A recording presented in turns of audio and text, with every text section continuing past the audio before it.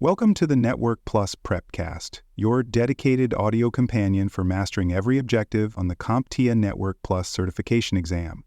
This series is produced by baremetalcyber.com. DHCP Concepts and Configuration Essentials explores a critical service used in virtually every modern network. The Dynamic Host Configuration Protocol plays a foundational role in assigning IP addresses to client devices without the need for manual input.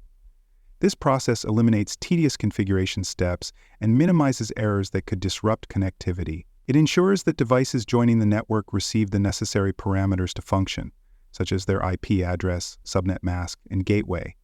This automatic configuration drastically shortens the time it takes to onboard clients and allows for easier changes to network settings over time. The Dynamic Host Configuration Protocol, often abbreviated as DHCP, is a network management protocol that automates the process of assigning IP addresses to devices.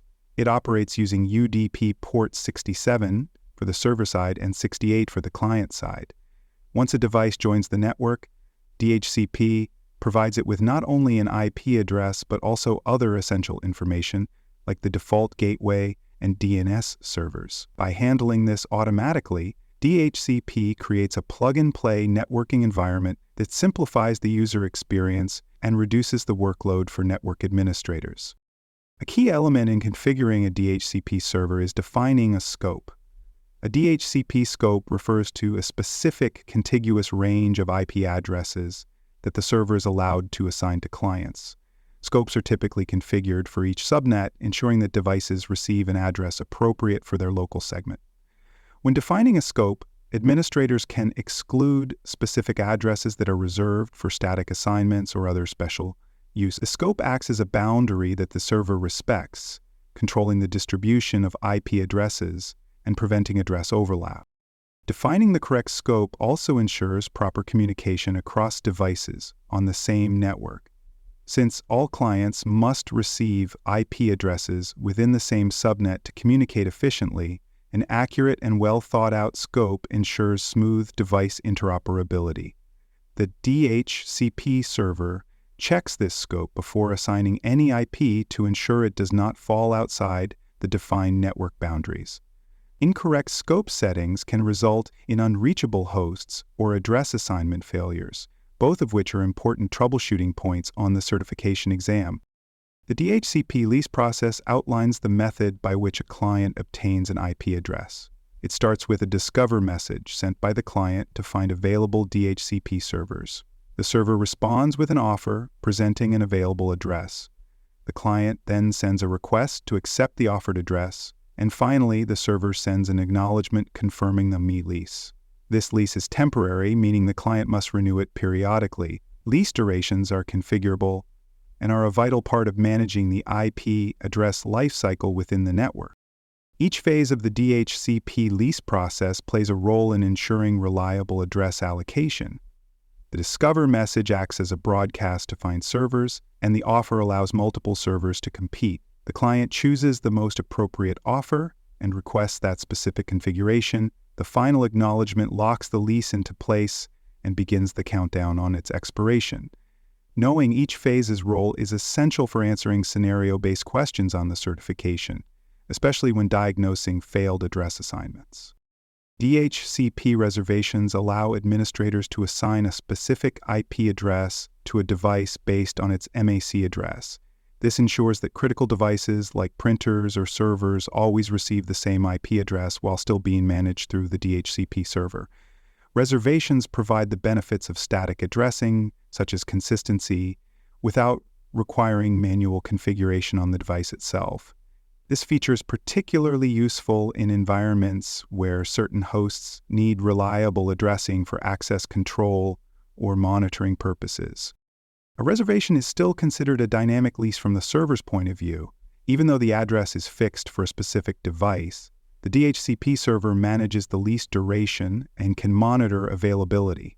This helps integrate static-like assignments into a dynamic environment while keeping centralized control intact. On the exam, it's critical to understand that reservations differ from exclusions, and that the server is still the authority managing the lease, even for a fixed address. Exclusion ranges are another important part of scope configuration. These are IP addresses within the defined scope that the DHCP server is explicitly told not to assign. By setting exclusion ranges, administrators prevent conflicts between dynamically assigned addresses and statically configured devices. For example, if a router or switch has a static address within the subnet, that address can be excluded from the DHCP scope to ensure it is never assigned to a client. This maintains the integrity and reliability of the network's addressing scheme. Exclusions provide flexibility in designing networks that include a mix of dynamic and manual addressing. A common example includes assigning static addresses to core infrastructure like firewalls, switches, or access points, while dynamically assigning IP addresses to end-user devices. These exclusions must be configured with precision, as even a single overlap between static and dynamic ranges can result in address conflicts, which will likely appear as scenario-based questions on the certification exam. The lease process does not end after the initial assignment. Clients must renew their leases before expiration to maintain their assigned address.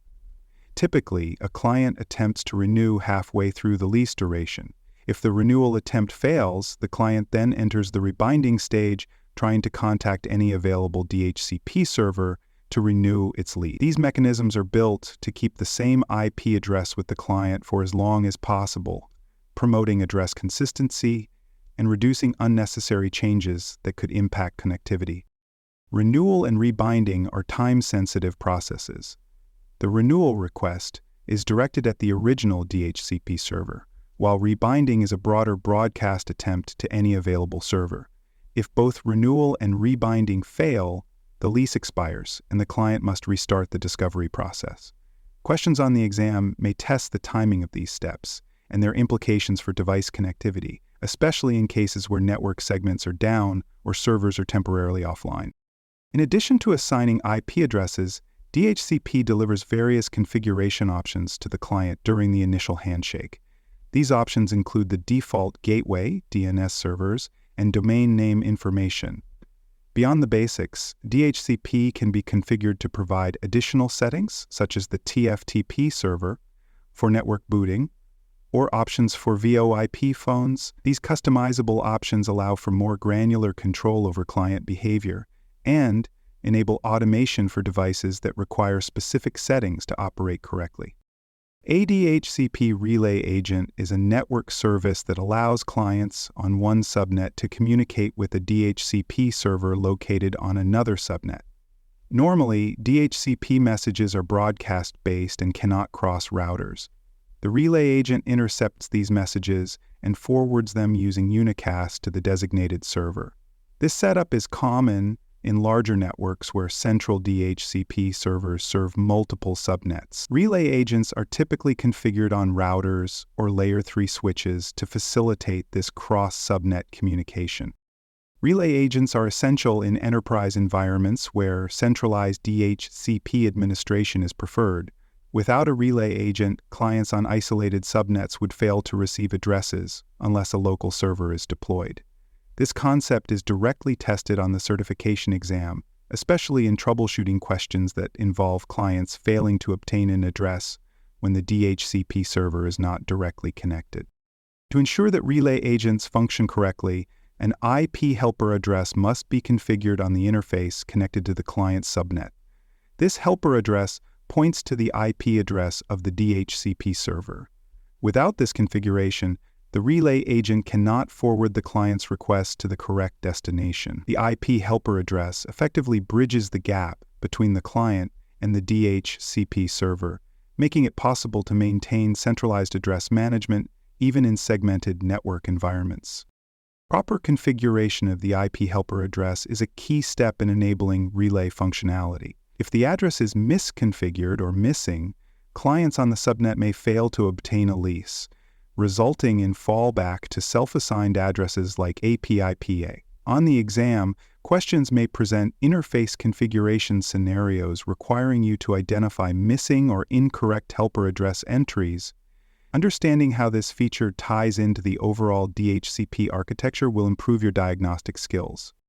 For more cyber content and books, please check out cyberauthor.me. Also, there are other podcasts on cybersecurity and more at baremetalcyber.com.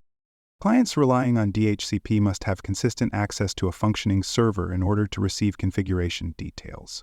If the DHCP server becomes unreachable or unavailable, clients attempting to join the network will not receive an IP address through the normal process.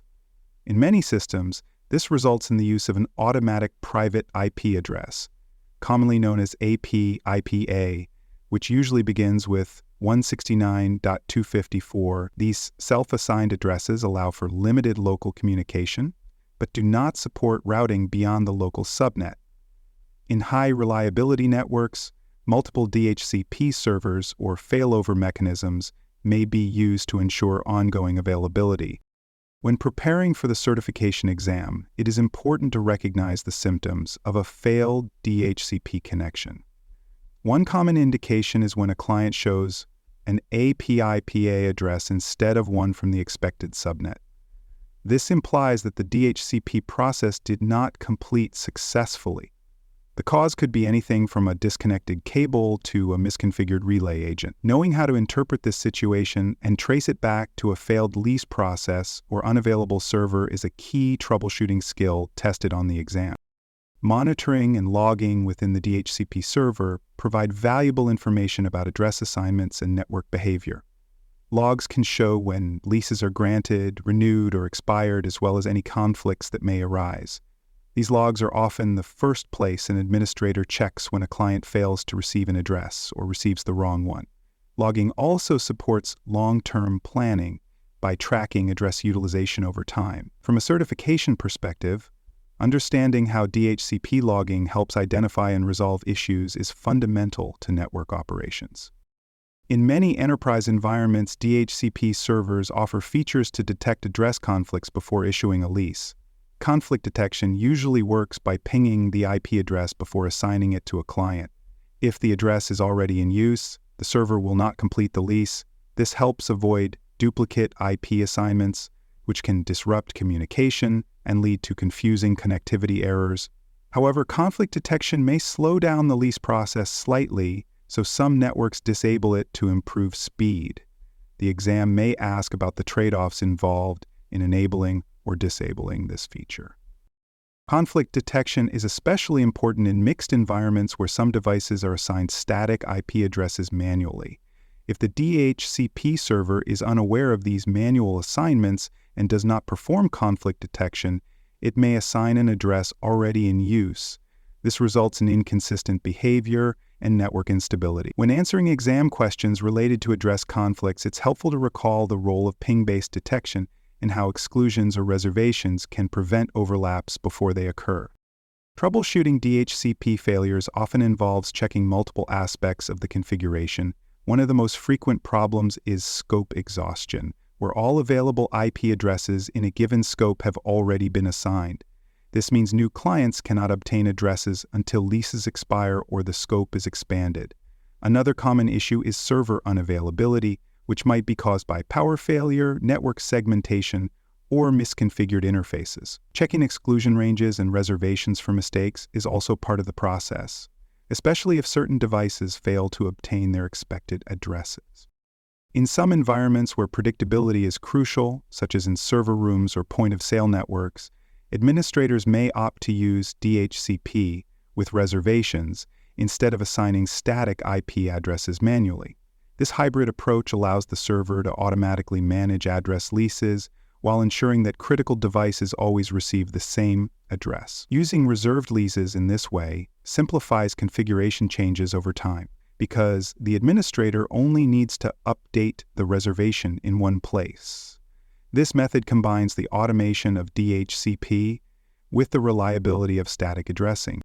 Security is a vital consideration when implementing DHCP. A rogue DHCP server, an unauthorized device offering IP addresses, can cause serious disruptions. Clients may receive incorrect settings, such as the wrong gateway or a non-functioning DNS server. This can redirect traffic or result in complete loss of internet connectivity. To prevent this, administrators should use switch-level port security to limit which ports can provide DHCP services. Some managed switches offer specific settings to filter DHCP messages based on source. When comparing DHCP to static IP addressing, it's important to understand the benefits and limitations of each. DHCP is best suited for general-purpose devices like laptops, tablets, and mobile phones that frequently join and leave the network. It simplifies address management and ensures that no two devices end up with the same address. Static addressing, on the other hand, is ideal for infrastructure components like routers, servers, and printers that require predictable, unchanging addresses for monitoring or access purposes. Most networks today use a combination of both methods. Infrastructure is typically configured with static or reserved addresses, while user devices rely on DHCP for dynamic allocation. The exam often includes questions asking which approach is more appropriate in specific scenarios, so being able to recognize when DHCP is preferable and when static addressing is required will help in selecting the best answer. DHCP serves as the central mechanism for automating IP address distribution, which is a cornerstone of scalable network design. With features like scopes to define address pools, options to deliver additional configuration, and relay agents to support multi-subnet environments, DHCP provides the flexibility needed for modern infrastructure. The ability to troubleshoot lease processes, identify exclusions, and secure the system against unauthorized servers forms a complete skill set relevant both to the exam and to professional network roles. Thank you for listening to this episode of the Network Plus Prepcast, your trusted audio guide to the CompTIA Network Plus certification. This episode was produced by baremetalcyber.com. For more cybersecurity podcasts, books, and resources, visit baremetalcyber.com. Thanks for joining us for this episode of the Bare Metal Cybersecurity Plus podcast. For more episodes, tools, and study support, visit us at baremetalcyber.com. And before you take the test, make sure to check out the practice questions in the book Achieve CompTIA Security Plus SY0-701 Exam Success by Dr. Jason Edwards. They cover every domain and are a powerful way to lock in your knowledge.